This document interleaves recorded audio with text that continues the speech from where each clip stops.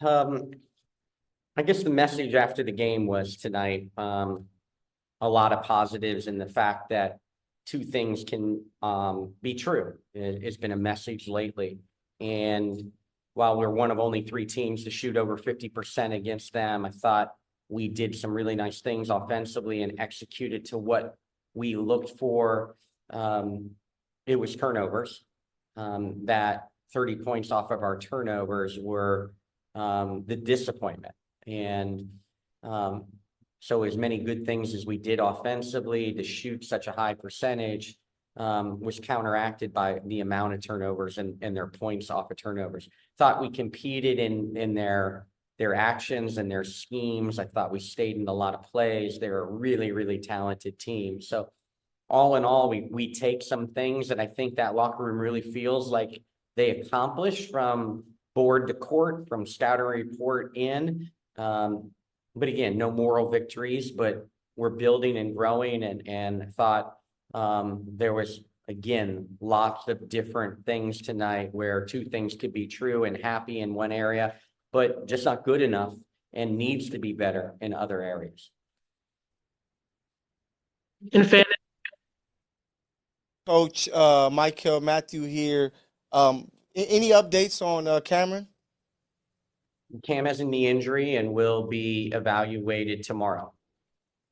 Okay, and then my second question will be, with those turnovers, what can you kind of like attribute it to? Is it playing too fast, people being in the wrong spots, or can you attribute it to just players just being kind of loose with the ball?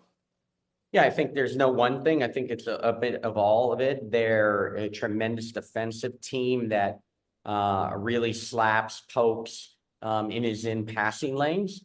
There's at times where I thought that we over dribbled or we were tentative, or really telegraphed looking at one action and needed to see the help side to be able to throw a skip, to throw it to a different action. We were just loose with it at times. That again, a lot of things Connecticut forces at times. Tonight, they were self-induced.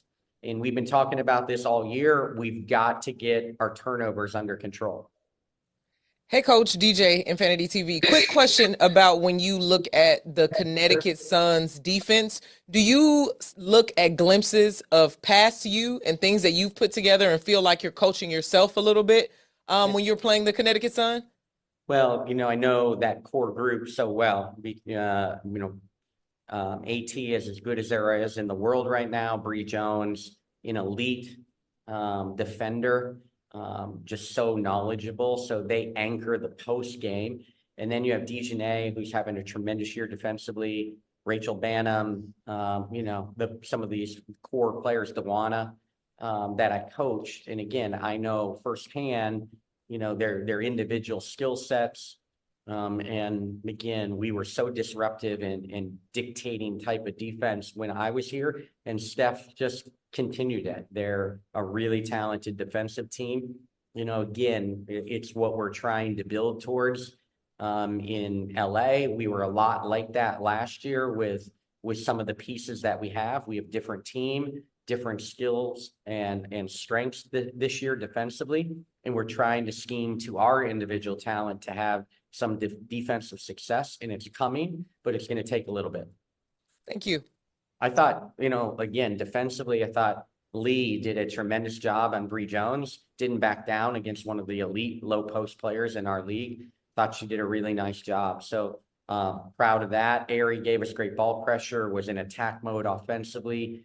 Aari first career start for the Sparks and continues to really spearhead our offense and keeps us in attack mode. So really pleased with both these guys flanking me.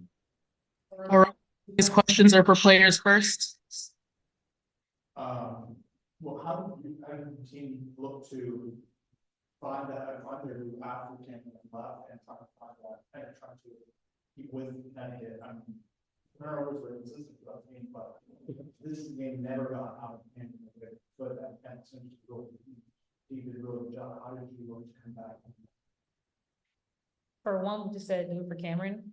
And two, I would just say just keep getting stops. I think that we were getting stops. I think at times, we weren't converting, but also, I mean, like Coach said, it was growth. I mean, I feel like we executed, but I mean, I think we'll be okay. And then the game was never out of reach, so I'm just really proud of our group, but definitely we could be better.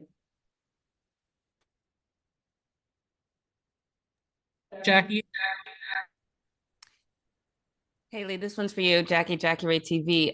It's great to see you out there, and coach has been very complimentary of you and saying that you've had leaps in practice that we haven't seen. How do you feel that you've grown thus far?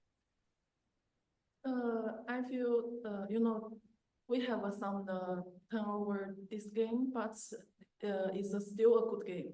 I trust we will figure out some mistake.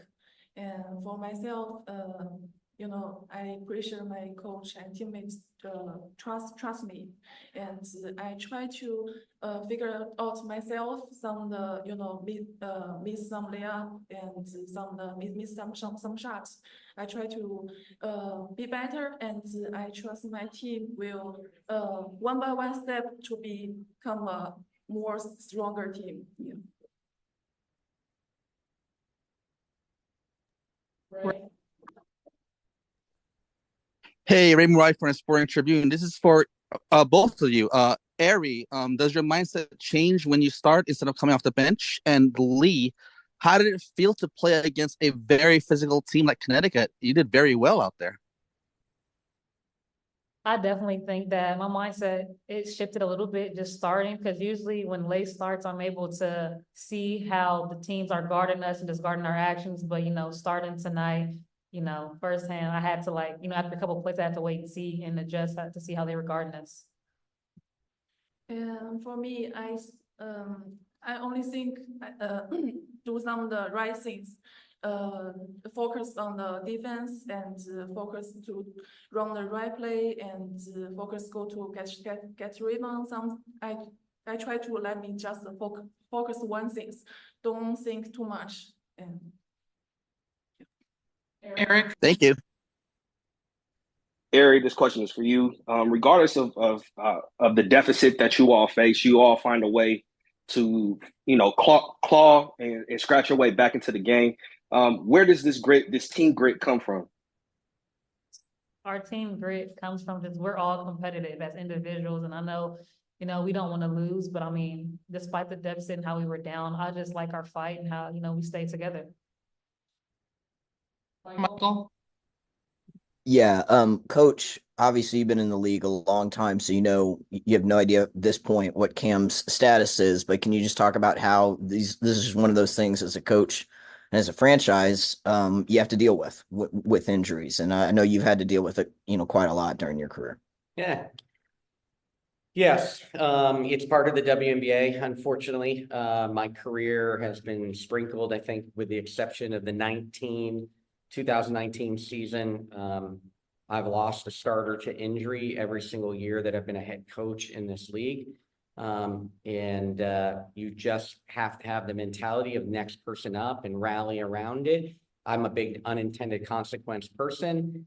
Does an injury open the door for someone else to really start to blossom and gain confidence in their career? You look at my time in Connecticut, and it was littered through that, where someone went down, someone else stepped up and really then blossomed into the pro they are today.